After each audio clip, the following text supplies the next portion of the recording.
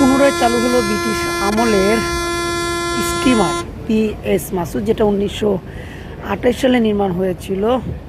যে স্টিমারটি কয়লায় ধারা চলতো, মানে কয়লার ইঞ্জিন ধারা চলতো, এবং 1995 সাল পর্যন্ত 1928 সাল থেকে চলাচল করতো কয়লা ধারা। 1995 সালে ডিজেল ইঞ্জিন ব্যবহার করা হয়, যা ABC বেলজিয়ামের 1200 এবং 750 RPM ব্যবহার করা হয় একটি ইঞ্জিন। এবং এই একটি ইঞ্জিন ধারায় দুটি প্যাডেল চলে। সাধারণত একটি ইঞ্জিনের আপনার একটি গিয়ার বক্স লাগানো থাকে লঞ্চগুলোতে বা জাহাজগুলোতে, মালবাহী জাহাজগুলোতে।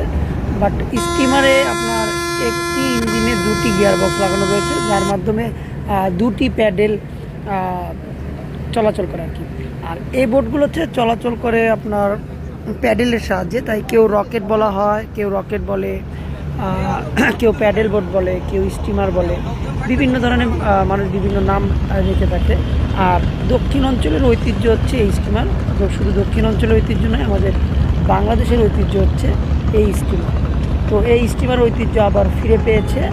তো ধন্যবাদ জানাই যারা আবার পুনরায় স্টিমারকে চালু করেছে এবং পুনরায় দাপিয়ে বেড়াবে এই স্টিমার। জানা গেছে যে সপ্তাহে 2 দিন চলাচল করবে, মানে একদিন বরিশাল যাবে বা আরেকদিন ব্যাক করবে ঢাকা। আর বাকি যেদিন রয়েছে সেগুলো হচ্ছে পিকনিক ট্রিপ মারবে বা বনভোজনের ট্রিপ মারবে এই পিএস মাসুদ। 100 বছরের পুরনো, আর মাত্র 3 বছর রয়েছে 17 বছর পূরণ হতে পিএস মাসুদে স্টিমারের।